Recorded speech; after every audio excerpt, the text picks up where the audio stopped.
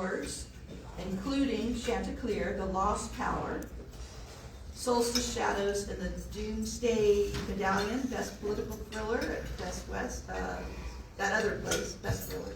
Yeah. That place.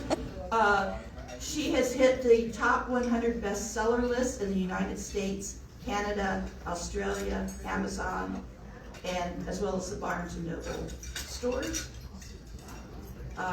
She has appeared on multiple radio shows, including NPR, been featured in dozens of podcasts, which is why she's got a session or two on that. She has been interviewed, Mysteries of Suspense magazines, Killer Nashville, Thrive Global, and just, your dad was a Marine? He was. My dad was a Marine. Cool. 36 years, Semper Fi. Semper Fi. Semper Fi, yeah. So, very cool. So, anyway, I'm so glad to have our family member back here again with us. So let me introduce Avanti Centrae, our keynote speaker for the luncheon.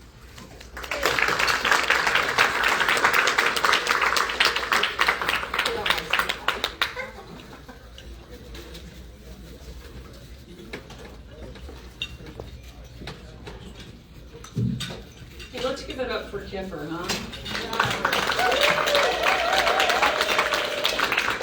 Kipper and team. It's a team. It's a team, and this is a great conference. Is anybody else having a warm and fuzzy experience from this whole weekend? Yeah, I am, and I think that it's the contrast, because most of our writing lives, we're in solitary confinement. We're at home, staring at the blank page. There's a lot that goes into being a writer, and it starts with that blank page, but it doesn't end there.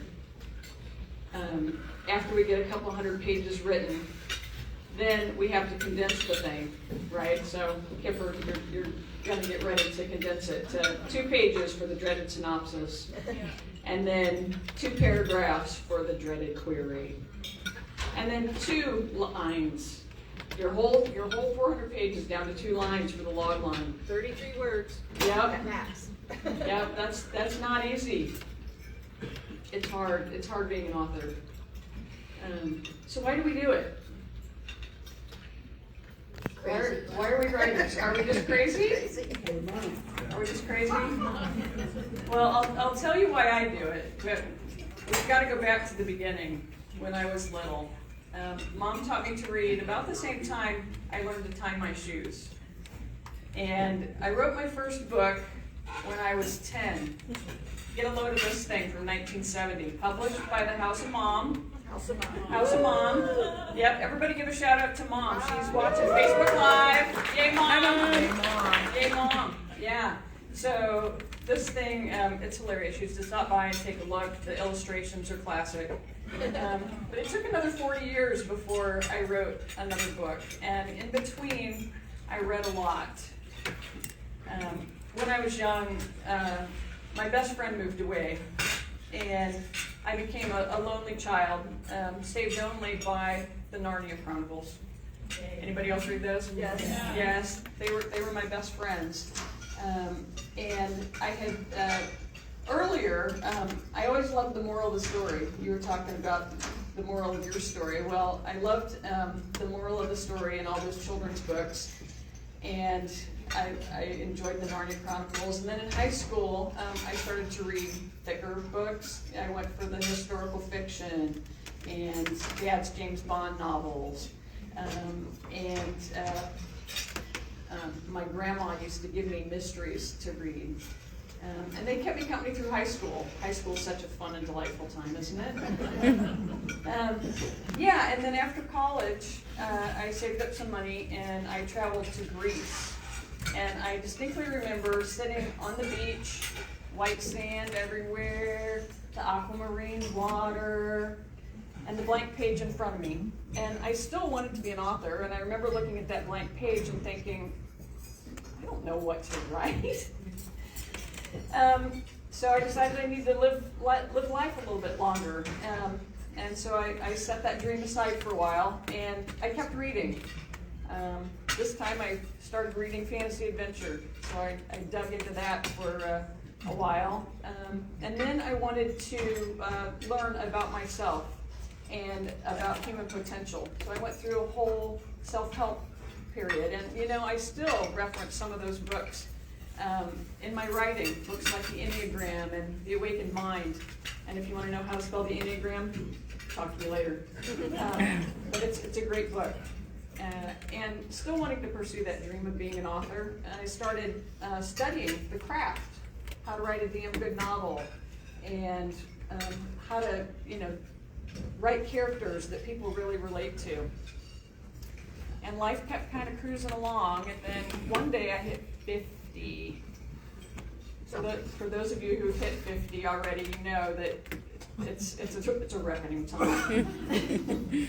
And facing my own mortality, recognizing that I was more than likely over the hill, I looked at what I wanted to accomplish in the rest of my life, and I decided that writing thrillers was right there at the top of the list.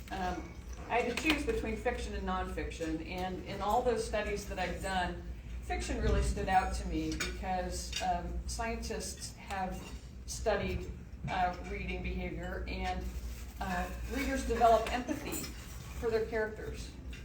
I mean, where else can you pick up a book and lose yourself in somebody else for a while? You can be a spy or an assassin. You can be a bad boy billionaire.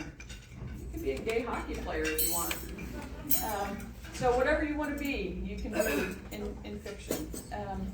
And I decided that I could also work in some of those little, you know, pearls of wisdom in fiction. But don't get me wrong, you know, my fiction is not boring. Take, for instance, my latest book, The Picasso Job. It's got heists and jailbreaks and shootouts and helicopters and all the candy that we as authors want to keep our attention. But it also has 3 main characters, and all 3 of them are dealing with grief in some way. And that ties in perfectly with the theme of forgiveness. So Kiffer mentioned some of the highlights of my writing career. There's been, you know, a few lowlights too. After I decided I wanted to be a writer, it took me a long time to get those first 400 words on the page. And then I queried at least 100 agents before I got an agent. And later she retired. I still don't have that magic book to film deal yet. Yet. It's coming. And marketing, oh my God, who else hates Facebook ads? Yeah, we all have something else in common. So yeah, some days I just want to throw my phone at the computer screen because of Facebook ads. But when I have those kind of moments, I will invariably get an email from a fan, or somebody will comment on one of those evil Facebook ads, or they'll send me a DM. We got one this morning, somebody who said that they read all my Van Alps novels and they just couldn't wait for another one. And in those moments, I light up like a Christmas tree in Times Square. I get so happy because my why is to make a difference. It's to make an impact on people. And I recognize in that moment that I've done that for that person. You know, I've kept them company for a little while. I've made their day. And here's the thing, it's not just me, it's all of us, every single one of us in this room. Whether you write fiction like I do, or nonfiction, and help people learn about writing, or whatever you're helping people learn about. Whether you're an editor, whether you're an agent, whether you help the writing community, we're all in it together, and we're all making a difference. And here's what I want you to hear. If you hear nothing else today, I want you to know that your work matters. It matters to readers like me. It matters to people everywhere. So on behalf of all those readers, I want to thank you guys for all your hard work. Thank you.